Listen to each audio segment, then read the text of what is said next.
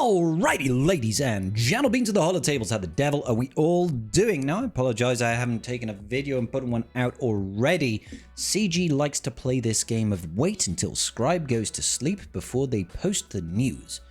It's very frustrating, but I was already off into the land of Nod when we had all the kit reveals and error information from Meathead last night, and it is a doozy. Ladies and gentlemen, same as we had before. Well, actually not quite the same. We're not having as big of an update as the anniversary update, but we have got all 6 of our character reveals, 7 technically speaking, because we've actually got the Journey Guide event, which is Cassian Andor and his kit. I wanted to put a video together, not where I'm going to just verbatim go through every kit for you. I don't think that's going to be interesting or valuable, truth be told. But what I am going to do is I'm going to try and encapsulate this era coming up and give you the core information that you need to know. What are the changes, what to expect, and how should you play? Does that sound good to you? If it does, hit that like button. Let's get down to it. Alrighty, ladies and gentlemen, here we are. We've got like 3 different pages to go through because there was just too much information for one web page to actually hold, which is just kind of wild when you think about it. We don't need a forum, we need like a library just to hold everybody in this game and all the kits that we are getting. It's absolutely wild. So yes, this upcoming era has got 6 units that we are getting for marquees, as well as ending up in a legendary unit that is Cassian Andor Undercover. The boy loves going undercovers. All right, so those marquees in order are going to be Claire, followed by Vel, followed by Cinta. They are going to be operating as part of Cassian Andor's new Rebel fighter team, and they're also pinching Luthen, the Conquest unit that we've all come to know and love, and he's going to join that faction too. This does mean that factions like Mon Mothma Rebel fighters, as well as Saw Gerrera Rebel fighters, are largely going to have their strength diminished. They're not really going to see a whole lot of play anymore. Losing Luthen loses such a core component of those teams, but hey, we are getting a brand new team for the Rebel fighters under a new Cassian Andor. If you do not unlock Cassian Andor, or if you don't get him to 7 stars, because realistically in this day and age, if you don't have 7 stars, you might as well not have the character unlocked. Those units will still work very well under either Saw Gerrera or Mon Mothma, in my opinion. You're not really missing out. They can still go join them until you have got your Cassian unlocked. All right. Apart from that, we are also getting a brand new faction to the game. It is going to be the ISB faction, and that's going to be led by Major Partagaz. He is going to be followed, well, he's going to be joined by the Dedra Marquis, as well as a brand new KX Enforcer, which is basically the K2SO droid that we see within Rogue One, but it's, not reprogrammed, based on the droids as well that we see within the Jedi Fallen Order games, basically. Now, those two are also getting some sort of synergy with Director Krennic, that old geezer that, he basically never sees any play whatsoever, and Imperial Probe Droid, 2 existing units in the game. It doesn't mention, to my knowledge, if those kits are going to get a rework, but I have to imagine there's going to be some sort of light touch-up to those kits. I imagine it's going to be related in the same way that we sort of got an Ayla Secura rework when Mace came out. It's not really a rework, it's just, here's an extra unique. Do you know what I mean? So those are your 2 teams. You're getting a new Rebel fighter team and a brand new ISB faction. Luthen is joining the Rebel fighters, and essentially Director Krennic and IPD are going to join with the ISB. Wonderful. Now, we want to put one thing front and foremost. It wasn't covered in this post, but this should be informing, and this is, if you take nothing else from this video, guys, this is the most important thing that you should be taking from this. Cassian Andor, the Journey Guide event, is going to have lightspeed tokens just like the Maul event, okay? We don't have confirmation if it's going to be on the 4-star and the 5-star unlock yet. We don't know that. We have had Meathead confirm within Discord chat on the Swigger Events Discord server that yes, we will be getting lightspeed tokens for this Journey Guide event. We can assume that it will be on the 4-star and the 5-star unlock, but it might not be. I imagine it would be, because that should be encouraging like Dolphins and savvy free-to-play players to invest in the new units to get heavily rewarded for their efforts, okay? So if you are on the fence about whether or not to invest, That's the bargaining chip, basically. You could get yourself 5 Lightspeed tokens for Relic 6 characters for pushing towards this unit. And I'm not, just so that you can see the post itself where Meathead confirms this, I don't want you to think or look back and say Scribe's lying. It does exist, so give me one moment. Over here says, will there be era battles for the anniversary characters? This one is already a yes. We are getting an anniversary era battle that should be dropping presumably in the next 2 weeks.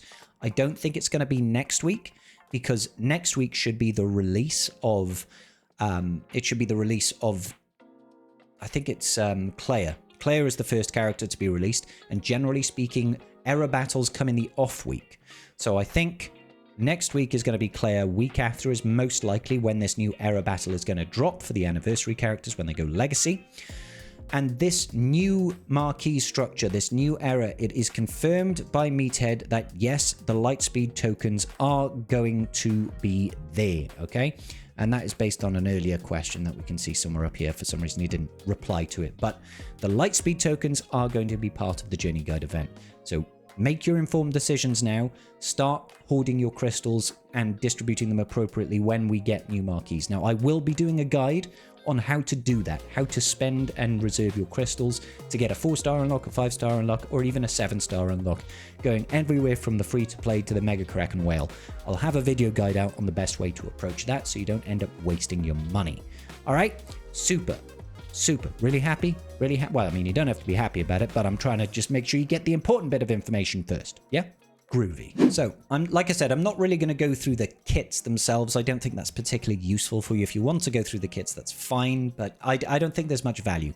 All I will say is they are heavily tying into a new debuff called Undermine, and that works for both the Rebel fighters as well as ISB.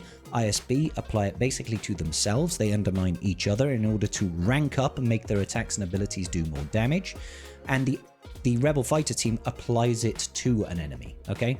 What Undermine does basically is it gives someone an extra speed chance, but lowers their crit avoidance and makes it so that they can't gain bonus turn meter. It's an interesting debuff, okay? So that's how they they operate predominantly around that new debuff. It seems like both teams are going to be pretty powerful, truth be told, especially with late Luthen having triple GAC Omicrons, and then we got Cassian coming in with triple GAC Omicrons. Lots of Omicrons going into these teams, okay? Cool. So let's have a gander through this post here. This is talking about high-level information for the new era, okay? As we prepare to enter the era of Andor, we've spent a lot of time analyzing feedback from the 10-year anniversary launch. While we are taking a conservative approach to changes for this era, we are implementing several quality of life adjustments to reduce friction, protect players from overspending too early. Oh gosh, well, good job CG is protecting players from overspending too early. We wouldn't want that, would we? You could have just, not forced a bunch of overspending too early. And provide a clearer roadmap for progression. Now this, this is good. I do feel like we absolutely should have had this with the first era, but it's nice to see that we are getting a little bit more information ahead of time. Okay, so reducing early era pressure. One of the loudest pieces of feedback was the crystal crunch at the start of the era. Was it? Not to my knowledge. To this address, we are making the following changes. Lowered requirements. For the first 3 marquees for the Andor era, the era level requirement for the final tier has been reduced from era level 70 to era level 55. This is a really good change. However, era level 70 is still ridiculously high for a marquee event that we used to just basically get for free. If you got a new marquee, the final tier, all you had to do is take them to Relic 5. And I know that's, a big jump for a lot of people, but for people in endgame, that was free. Relic 5 didn't cost you anything. You just slap on the gear, you slap on the relic levels, and you're like, good, I can do that final tier. Era level 70, I was only able to do it on the last 2 marquees. Okay, so it looks like that's not going to change, because it's only going to be for the final ones, right? The final tier, yeah, the requirements of the final 3 marquees, so, whatever. And I'm not going to get era level 55 on the first, second, or third marquees. Maybe the third. So I might end up getting 1 more run of the top tier of a marquee. If you whale, obviously, you will get more. If you whale on era levels in particular, you will get more. It's nice to see them lower this, but I still think this is too high. I still think it's too high and out of touch, because the rewards from going to those Those final marquee tiers do not warrant the amount of money you have to spend to get this much error levels. It's ridiculous. Okay, so as players will have more time to naturally accumulate materials by this stage. Yes, by the third marquee, you could probably hit error level 55 just about by the end of their marquee if you have whaled on that character to 7 stars. And probably all the others. If not, free-to-play is still not going to hit this. In my opinion, they're not going to hit it. But then again, you're most likely not going to hit 7 stars as a free-to-play player anyway, so, you know, yeah, swings and roundabouts. Smart store management. We are temporarily...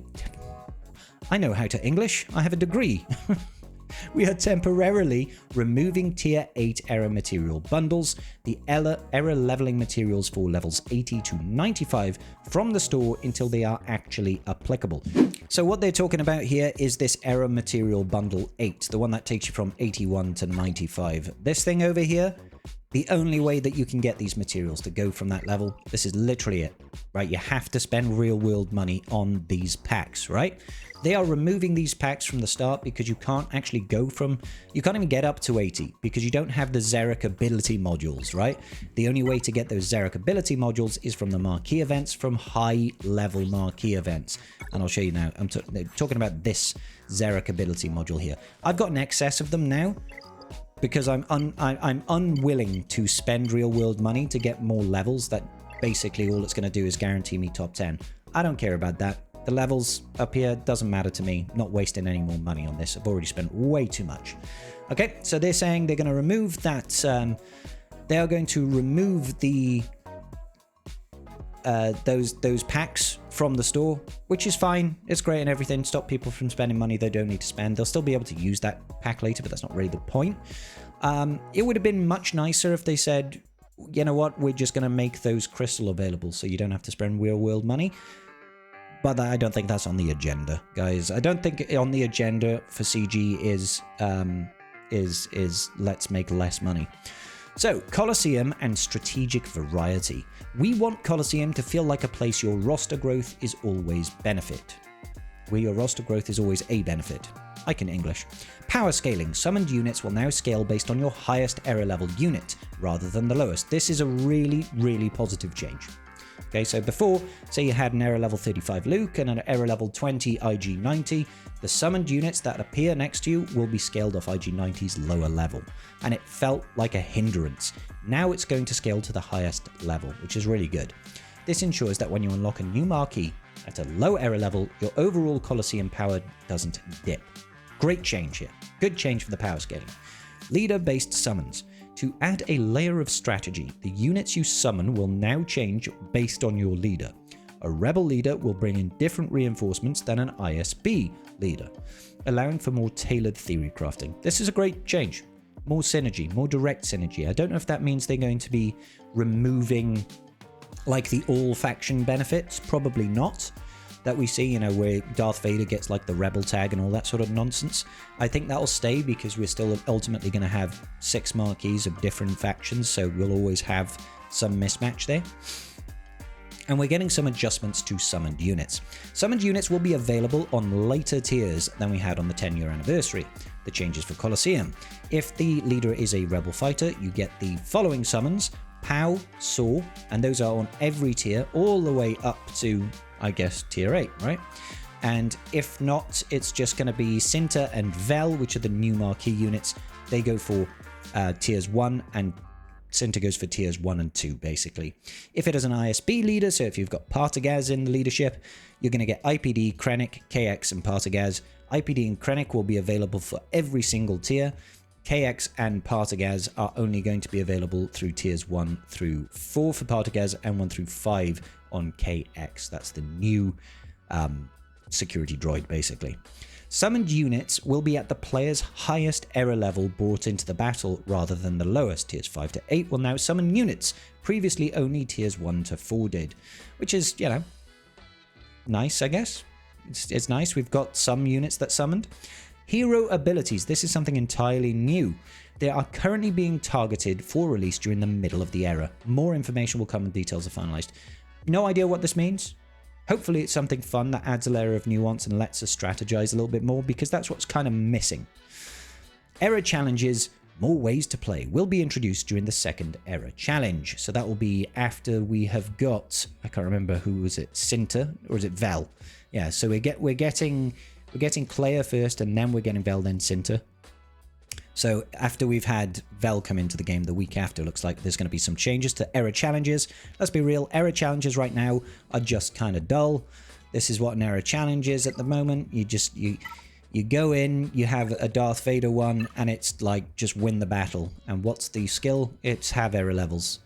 There's no nuance to that at all. So good that they're making some sort of change here. Don't know what it actually looks like. Each challenge tier will now feature 4 distinct feats with escalating Era level requirements. Claire's Era challenge will only have 1 feat per tier, but the other 5 will have 4. So yeah, Claire's first one is just going to be like normal. The others are going to have 4 feats, basically, for us to do. Now, I don't think that necessarily means that we are going to, when we look at these feats over here, I don't think we'll have 4 feats, each giving 40 Era leveling Era currency. I imagine it's going to be 10 per, you know, and it's going to scale as you go. I don't think we'll necessarily get any additional Era currency. I just think it will be the same, but divvied among the feats. So, see how that plays out. See how that plays out. The goal of this is to provide a reason to revisit challenges as your squad grows, giving you, everyone, especially free-to-play players, more opportunities to earn rewards and engage with new units throughout the era. This is...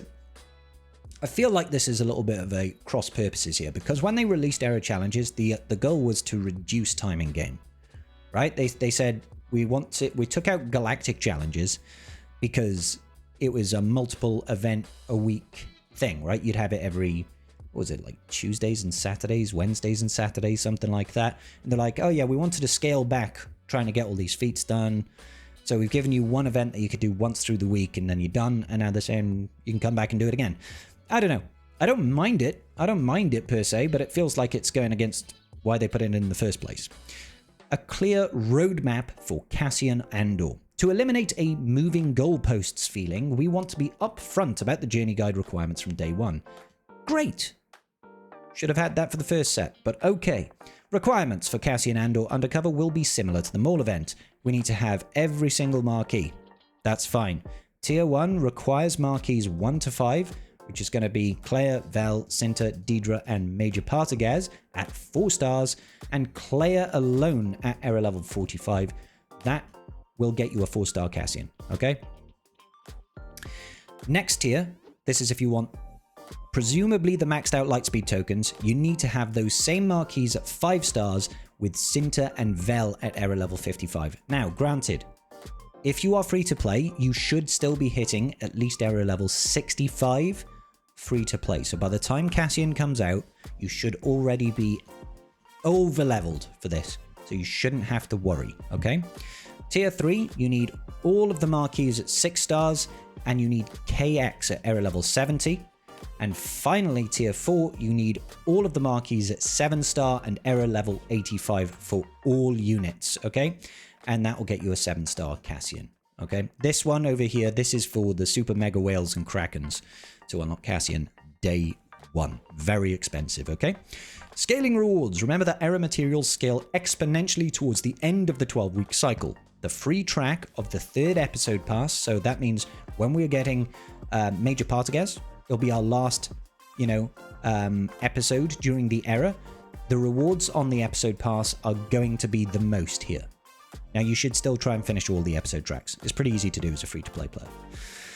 Okay, it'll have significantly more Era leveling currency to help you bridge the gap for those final levels. Era Battle. Okay, the squads you recruit during the Era of Andor are your ticket to the exclusive Era Battle launching in the next cycle. Strengthening your team now ensures that you are ready to secure high-value resources when the battle begins. Our goal is to have 12 Era Battle events run per era, alternating between on and off weeks throughout the cycle. There will be 2 different Era Battles, each with different requirements. This one gives me pause for thought. This one gives me a short pause for thought, and I hope I'm not just being doomsday-y. So you can tell me in the chat down below, am I worried about nothing here, or does this feel like we're asked to do more investment for less rewards? Because and I'll tell you what I mean. Think back think back, ladies and gentlemen, to the Nightfall era and Crimes Against the Republic. Those eras, those era battles. Yeah, we had 2 era battles from one era system where we had the 4 clones and they were doing the Nightfall era battle, right? And then we had Temple Guard and Jocasta. Not Jocasta, sorry, Depa Balaba. Yeah, so those 2 teams, they had individual era battles, okay? However, both of those ran for 13, I want to say. Let me check on that. No, I was wrong. Apologies. So yeah, Nightfall era battle starts as 4 occurrences of 2 per week, which is 8 occurrences, and then 4 occurrences of 1 per week brings you a total of 12, right? So we had 12 and then it occasionally returned. That's why I thought it was like 13 or something like that, because we did get it a couple more times, right? But this is 12 for just Nightfall era, where we could invest in just 2 units. I completed the final tier of Nightfall era with 2 units of Relic 9, right? For 12 occurrences. Well, and then more and more as it kept coming back, right? However, when I read that post, it doesn't read like we're going to get 12 occurrences of each. Maybe I'm being crazy, but this says our goal is to have 12 era battle events run per era, not 12 each for the 2 different era battles. I'm going to reach out to Meathead and ask him about this directly. Are we getting 12 of an ISB era battle and 12 of a Rebel fighter battle, or are we getting 6 of each? Because if we are getting 6 of each, but we're having to invest in 2 different teams, which means multiple Relic 9s are absolutely necessary, it basically has just doubled the cost for the same amount of rewards, basically. So instead of just investing in 2 characters like we had Analysis Paralysis, for example, that required 2 characters. You just needed your Zuckuss and your Forlom to get to the top tiers, right? I mean, there were only 2 units for that. We had Crimes Against the Republic. There was only Temple Guard and Depa Balaba, right? Nightfall era, like I said, I only invested in 2 units to Relic 9 and a 3-starred the entire event. Yes, it was difficult, but you could do it, right? I don't think there's been any other era battles. Maybe I'm wrong. There was the Pirate one, and the Pirate one did require 3. So I invested in 3 units and still got the 3 stars across the entire thing.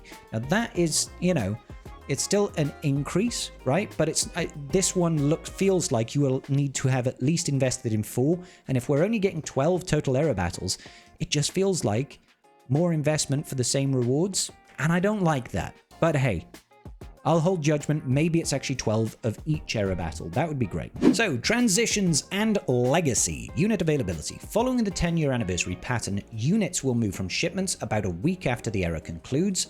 Move to shipments, sorry. So, you'll be able to shard farm them. Not on a node, but you'll be able to buy them from the store. Usually at 80 crystals per shard. A week after the era concludes, and then they're going to move onto farmable nodes every 2 weeks after that, starting with the first release, ending in the last release. That's what we're going into right now. Post-era support.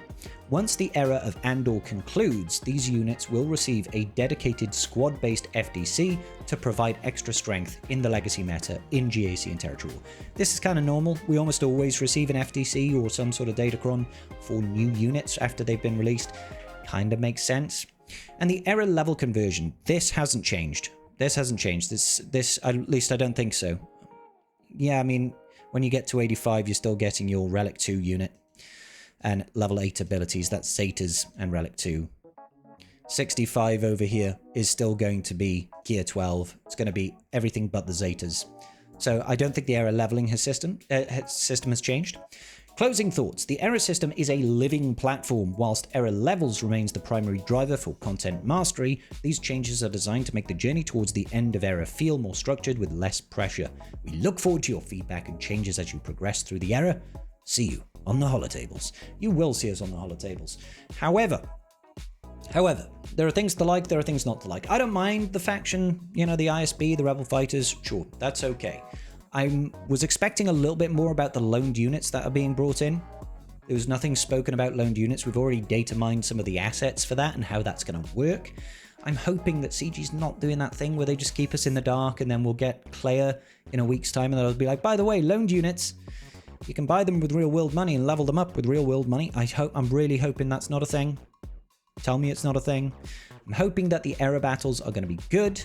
I hope that their rewards are going to be proportionate and they're not expecting us to invest in twice as much units for the same rewards as previously. I'm hoping it's just invest in more and get more, because that to me feels like an appropriate way to reward the player base. If they've invested in these units, you can reward them with more stuff. That seems to make sense to me. The changes to the transparency is always good. The changes that they've done to the marquee leveling system to me doesn't really matter when you're in the marquee and you need level 55 for the final tier. It's still too high. If you ask my personal opinion, I feel like it is just over an investment. It should have been like, 35 max. All right, like that's just my personal feeling on it. That's just the way it feels to me. The changes that we are getting to the era challenges, I'll wait and see. Maybe those feats are actually fun and enjoyable. It could be good, maybe. Don't know. The power scaling changes, that's a really positive change. Changing to the power level of your highest unit rather than your lowest unit is absolutely great. And who knows what else? Leader-based summon, more synergy, all good in my book. Okay, ladies and gentlemen, I would like to know your thoughts though. Write them down in the comment section down below. Are you excited for this new era of Andor, or have you already packed it in for the system? I'd love to hear your thoughts. Comment section down below. Subscribe if you haven't already. Pretty pleased with a cherry on top of my bald head. And I'll see you all in the very next video. Peace out, and may the Force be with you.